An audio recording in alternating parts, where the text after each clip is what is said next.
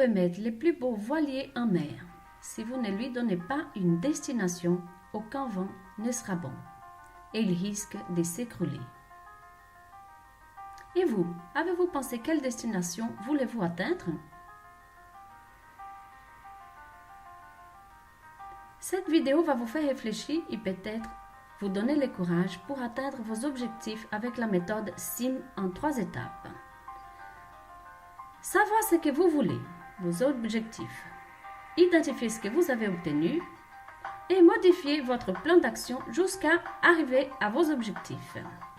Première étape, savoir ce que vous voulez. Est-ce que vous commencez à monter un puzzle sans connaître les motifs que vous devez construire? J'imagine que non. C'est la même chose pour nos actions. Vous devez toujours avoir en tête ce que vous souhaitez, c'est-à-dire vos objectifs.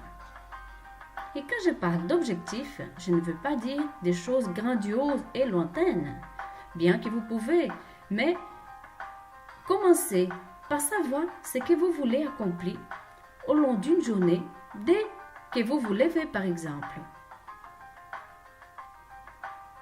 Bien sûr que vous pouvez avoir des objectifs à long terme. Encore faut-il qu'ils soient réalistes et réalisables, sinon vous risquez bien d'être frustré.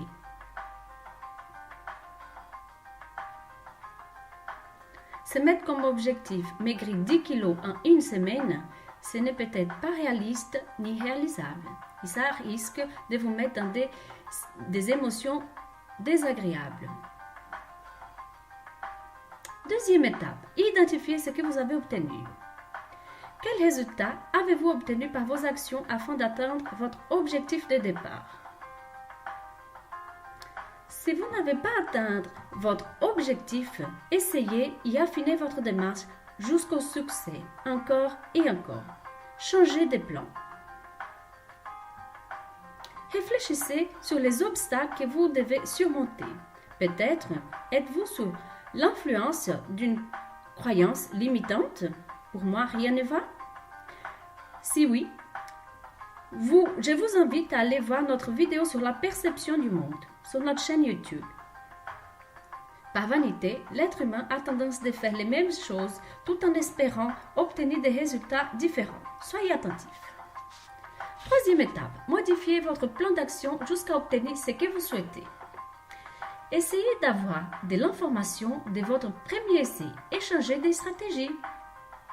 Pour réussir, il faut d'abord savoir ce que vous voulez en termes positifs. Par exemple, je veux un amoureux. Et non en termes négatifs, je ne veux pas être célibataire. Pourquoi? Parce que le cerveau ne comprend pas les injonctions négatives. Je ne veux pas, ça ne doit pas exister. Vous devez mettre je veux. L'échec n'existe pas. Ce n'est que de l'information. Prenons l'exemple de Thomas Edison qui disait qu'il n'a pas eu 1000 échecs avant de réussir à créer l'ampoule électrique, mais qu'il a réussi à trouver 1000 façons de ne pas faire une ampoule. Voilà un exemple parmi des centaines de personnes à succès qui ont dû réadapter leur stratégie pour atteindre leurs objectifs.